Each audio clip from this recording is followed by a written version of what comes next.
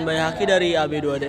Oke, di sini perkenalkan namaku Mutia Maharani. Aku mau izin bertanya. Aku mendapatkan materi tentang korupsi. Menurut kakak tuh gimana sih kenapa seseorang bisa korupsi gitu? Oke, menurut saya kenapa seseorang bisa korupsi itu karena korupsi menurut saya itu adalah sifat hakikat manusia selalu merasa kurang dan ingin mencari hal yang lebih lagi dengan cara yang tidak baik seperti mengambil hak orang lain baik dalam segi material maupun hal lain seperti itu. Oke, berarti nggak boleh ya kak sebenarnya korupsi gitu. Sangat tidak diperbolehkan karena tidak mengikuti norma yang ada. Oke, terima kasih kak Bayhaki. Halo semuanya, kali ini aku bersama dengan narasumber dengan kakak siapa namanya? Perkenalkan, nama saya Nur Halimah dari Jurnal Akuntansi Angkatan 2022.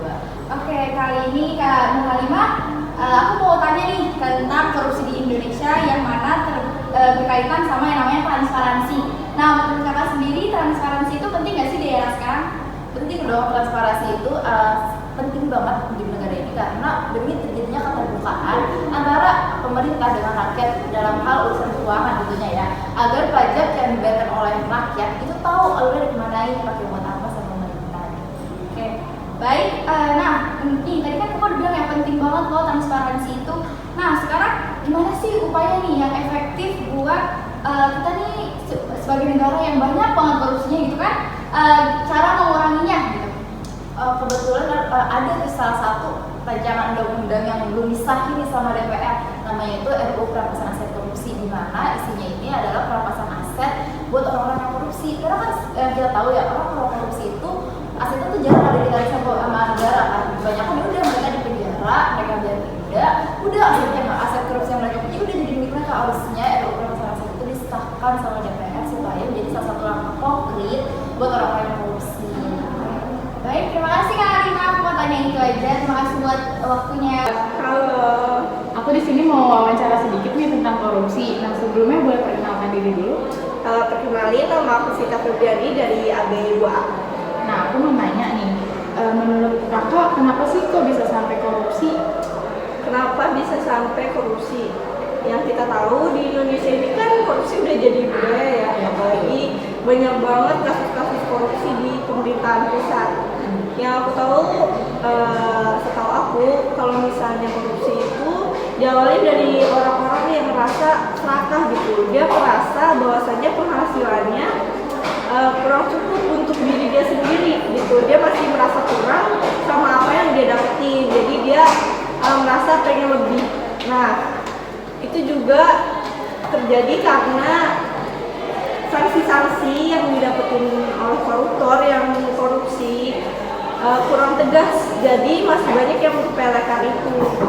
Baik, terima kasih Kak Vita atas pendapatnya. Halo Kak. Halo Kak. Oke, sebelumnya boleh kenalin namanya? Halo, nama aku Kandias Kusnadi dari ABT2C. Oke, aku mau tanya nih tentang korupsi di Indonesia. Menurut kamu ada nggak upaya pemerintah buat mengurangi korupsi di Indonesia? Ya, menurut aku sih ada banget ya.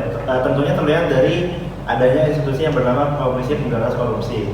Selanjutnya, pemerintah juga bekerjasama dengan KPK untuk hadir bersama masyarakat melakukan pencegahan korupsi seperti misalnya ada yang seminar dan lain-lain.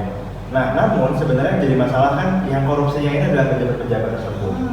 Dan KPK juga sebenarnya sudah nih melakukan misalnya checking rekening dan sebagainya, dan bekerja sama juga dengan kantor pajak dan lain-lain. Nah, namun upaya-upaya tersebut sepertinya masih bisa diakali oleh para koruptor karena memang koruptor di Indonesia ini sudah sangat menjalar dan sudah sangat dalam mendalam daging seperti sudah menjadi tradisi. Oke, terus menurut kamu kenapa sih kok bisa sampai ada korupsi? Oke, menurutku awalnya korupsi sih kalau misalnya dari aku baca ya, kan dari asal mulai itu sebenarnya dari pas zaman penjajahan Belanda pun ketika Belanda memberikan upah untuk para pekerja justru sudah dikorupsi oleh gubernur-gubernur yang ada.